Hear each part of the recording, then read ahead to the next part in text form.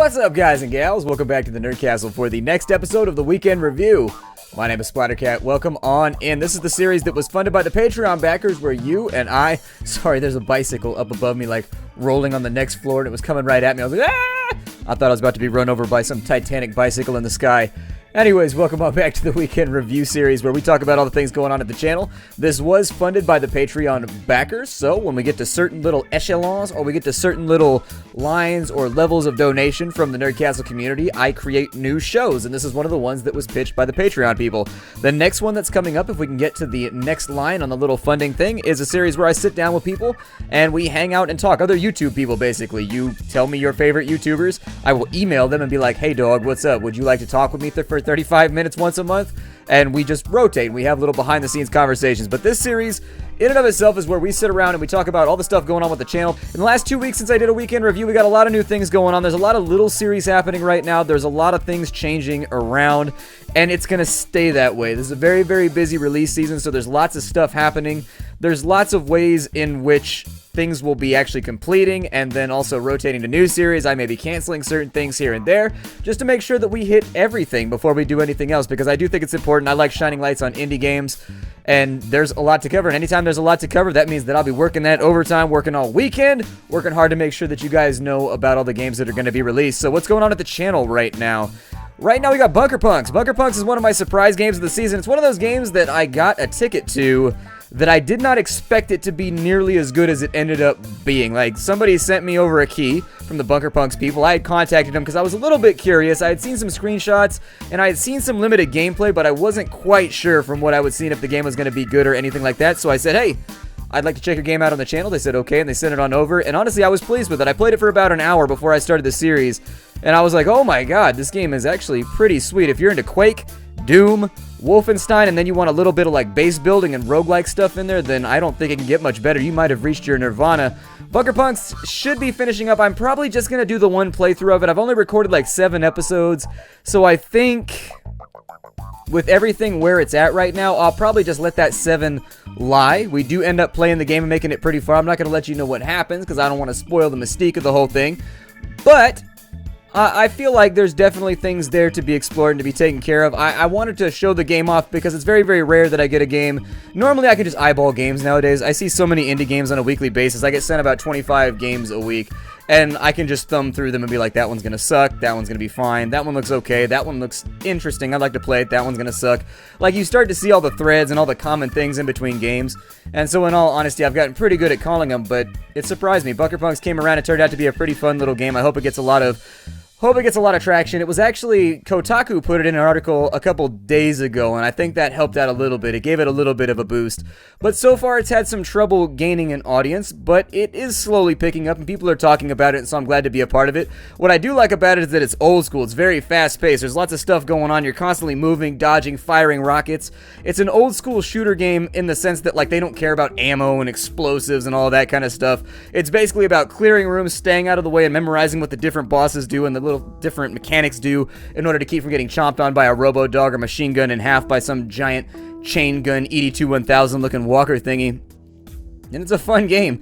It sticks to its literal guns. It sticks to what it wants to do. It knows what it is, and it does that very, very well. The sound effects are cool. The soundtrack is awesome. I liked the voice acting. There's not a whole lot of things about that game that I dislike. Like, there's little polish issues, but aside from that, the game is great. So if you're into first-person shooters, you like pixel stuff, you like old-school Doom-type, Doom-type first-person shooters, then I would check the game out. I guess that's what I'm getting at, and I'm very, very excited to get the opportunity to show it off here today. Adrift.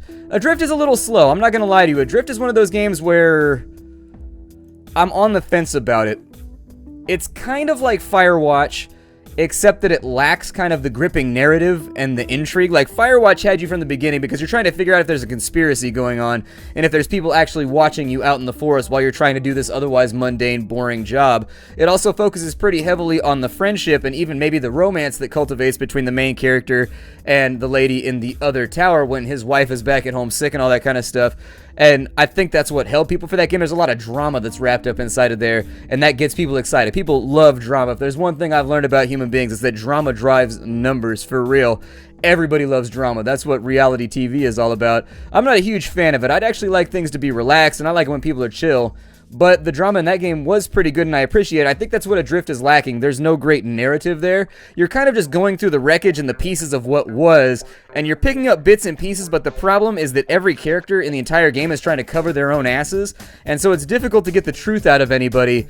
But mostly it's just floating from point A to point B while picking up audio logs and trying to sort things out. Now, I was happy with the ending. I think the game is actually loaded in kind of like the back 30 minutes. They explain more in the last 30 minutes than they do throughout the entire rest of the last game. And I liked that about it. Like, I like that they did at least give you some closure, because a lot of indie games can be disappointing like that.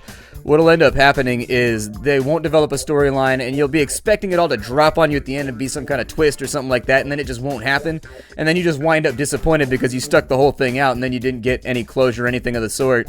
In the case of Adrift, they do give you some limited closure at the back end of the game, and they kind of explain what sort of happened. I try to piece it together as best as I can with a recap at the end, because it was even a little bit odd for me. I must have missed a few audio logs or something like that, because I still felt like there were pieces of the puzzle missing, but I had enough to see what the overall picture was.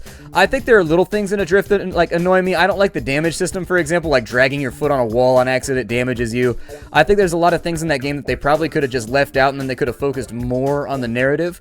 But you know, that's what happens. I mean, you're creating a video game. It's like creating a movie, or it's like creating a book, in that you take a chance doing one thing, and by doing that thing, you lock yourself out of trying other things in the game, especially if you're on a limited budget or anything else. And so I think they tried to add survival mechanics in order to make the game grab onto kind of like a mass public appeal type deal, because survival games are very, very popular right now. They are in vogue. Everybody wants to craft. Everybody wants to be out there eating food and drinking water and building bases and stuff like that. And so I think they tried to go for the gimmicky end, when I think actually they probably should have stuck to their guns and just made it an all-out narrative kind of choose-your-own-adventure storybook game like Firewatch, where you kind of just go down the rails and figure things out. Now, the game doesn't branch out much, and I think that's another way that it kind of falls short of other narrative games, is that it doesn't give you much of an option to do things the way that you want. Like, you're basically just going down a hallway until you reach a point, flicking a switch, coming back, going to the next point, flicking a switch, and picking up audio logs along the way to learn what happened on the space station. It would have been nice if along at some point you were able to get transmissions from Earth or Houston or wherever it was that you're getting your transmissions from, and you were able to make choices and be like, okay, I'm not going to do this, but I'm going to do this. Maybe a couple crew members survived on there with you, and you had to make decisions about who you wanted to rescue. Maybe you're in radio contact with them. I think that probably would have gone over a little bit better, and it would have made the game a tad more heartfelt. But at the end of the day, people have been critiquing it quite a bit, Adrift. And I noticed the developers were up on the forums kind of defending their decisions. And I understand why they made the decisions they did, but sometimes you shoot and you miss, and sometimes you shoot and you hit. It's still an okay game. Like, I would definitely recommend it, especially if you're into VR or anything like that. It seems like it'd be a pretty cool VR game. I don't have VR or anything like that, so I couldn't honestly tell you if it's awesome in that medium, but it seems like it would be. It's pretty immersive just on a normal computer screen, so I would assume if you had yourself an Oculus or something like that, it's probably pretty sweet. But aside from that, I think with regards to the narrative, they probably should have beefed that up a little bit and made it a tad divergent in terms of where you end up at the resolution of the game based on decisions you make, if they were going to make the actual gameplay elements so light. Because Adrift is once again one of those games where it's hard to argue that it's a game, because mostly you're just watching stuff happen and floating in one direction. And anytime you have a game like that, there's going to be those critics who are just like, this isn't even a game, getting all upset about it. And I can't really rebut that. I mean, in a lot of ways, it's hard to, like, rebut that argument, because I agree with, like, Firewatch, it's not really a game. It's more of like a book or like a movie that you're a part of. You don't really play anything. There's no mechanics. There's no, like, jumping, platforming, fighting. There's nothing you're in control of aside from walking in that direction as you try to complete the game. So it's a tough one. It's a very, very tough one to lock down. I'm not really sure, but I do like Adrift. I would probably recommend it to people if they were into Firewatch. That's what I would ask, and I'd be like, well, did you like Firewatch? And they'd say, yeah, and then I'd be like, okay, it's kind of like Firewatch, but with less storyline and a few more gameplay mechanics, kind of, sort of. But other than that, I liked it, and it should be coming to a close. I think we've only got 3 or 4 episodes left right now. Maybe 4. I don't know. I'll have to take a look at my list, but other than that, it's a cool little game, and I think I'd recommend it. The next thing we got going on the channel, we are going to have, if you didn't get to Weekly Indie Newcomer. So Weekly Indie Newcomer, if you missed out on that one, I don't know what's going on with YouTube this week. My analytics have been very, very weird. Things have not been, I'm assuming that YouTube is messing with, like, subscriber feeds and stuff like that again, because every now and again you get these weird dips in your graphs, and there's no explanation for any of it. Either that, or it's like finals week for somebody, or something weird is happening right now. There's rumblings to the force. And so I don't think many people saw the Weekly Indie Newcomer, whether it was because the subscription system was broken and not working, or maybe it just posted at a weird time and people weren't into that. Cave Blazers was a platforming game that I covered on Weekly Indie Newcomer this week, and I did like it a lot.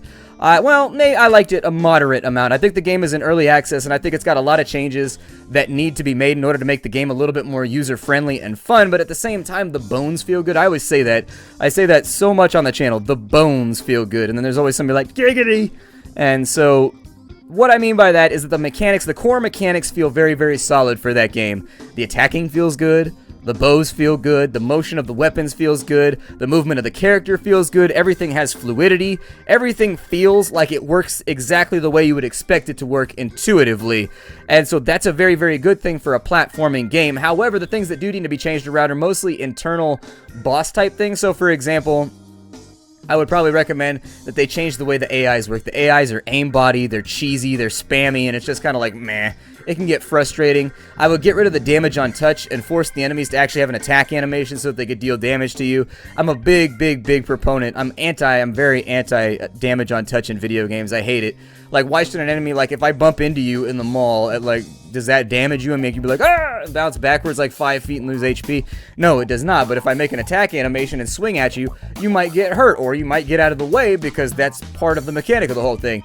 And so anyways, I'm very against damage on touch in all video games, and Cave Blazers has damage on touch, especially once you get down to the deeper levels where there's so many mobs that you can't even get around them anymore, and you're trying to like squeeze on through, but they're just all over the place. You're gonna take some damage, and it's not gonna be your fault. I did like the item variety. I think the little magic meter needs to fill up faster, since the game, you've got like a limit break in that game. If you haven't seen it so far, it's kind of like Spelunky meets Binding of Isaac meets, you know, all of those sort of randomly generated dungeon crawlers with loads and loads and loads of randomly generated items and treasure chests all over the place that you loot to make a different run every single time. It's very much in the exact same vein.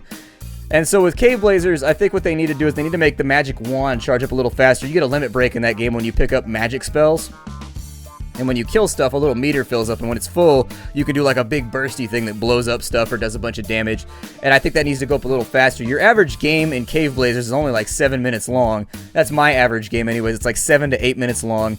And because of that, usually I only get to use my limit break like one time, and I tend to avoid enemies too. So anyways, maybe they make it fill up by you moving towards the goal or something like that too, as long as you're moving. If they drew a straight line, the programming shouldn't be too hard on that. But either way, just some thoughts that I had along the way. But check out the Weekly Indie Newcomer for Cave Blazers. I don't think the notifications went out. It's a fun little platforming game that does feel very, very clean. It's in early access, so there's always a chance that all these things, it's in very early access. It just released into early access, and so the fact that the core of the game feels good, and now all they need to do is move things around and kind of make things feel better with regards to the enemies, that's a very, very good sign. And so I think it could turn out to be a pretty fun little game if given the opportunity to be one. But check it out. Check out that video. I'll have it up. I'm going to go ahead and add it to the playlist tonight. I'm going to try and get things organized. I wanted to add that I am going on vacation next week, and so I'm going to be gone for like 4 or 5 days. I'm getting everything. There should be no break in videos. I've been recording through the weekend and just going. There should be at least 2 to 3 videos a day while I'm gone, I'm hoping. I'm waiting to make that proclamation because I still have 2 more days left to record and get things done, and then I'm leaving on the next day. And so I don't exactly know what my inventory looks like as far as videos right now. I think I have like... I know I have enough Stardew to put one up every day. I know that I have almost enough Hyper Light Drifter to put it up every day. I know that I have almost enough... Well... We're going to be doing Enter the Gungeon. I hadn't brought it up, but I'm going to spoil the surprise right now. I have a bunch of Enter the Gungeon that I think should be perfectly fine. I think I've got like... maybe a week's worth of those. We should be fine, but just be aware if anything's messed up, I'm not going to be able to fix it once I leave town. And so unfortunately it is what it is. I may fill in those gaps with a little bit of Battlefleet Gothic, but I'm a little bit burned out on the skirmish mode, so chances are I'll probably get rid of Battlefleet Gothic pretty soon until the campaign comes out, and then once the campaign comes out, we'll play that through. But at the moment, I'm burned out on the skirmish mode. It's just a little bit boring after you do the same thing over and over and over again. It is a fun introduction to all of the ships and the things they have available that you're going to be able to play with during the course of the real campaign, but I want to get into the storyline and the meat and potatoes of the whole thing. And so in order to keep from burning myself out, I think I may let it go by the wayside for a little bit until it actually comes out.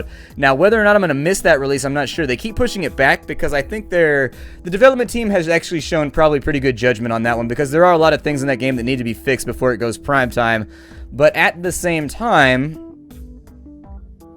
it's close enough to where I know people are going to want it early, but I think the development team is kind of dragging their feet on releasing it because there are just little things that need to be balanced out. But other than that, I do like Battlefleet Gothic. I think it's a cool game, and it's nice that Warhammer 40k is getting a closer to AAA treatment when it comes to the IP. I was talking with Enter Elysium the other day about how Shadowrun and about how, like, there's a lot of IPs out there like 40k, Shadowrun, Warhammer Fantasy.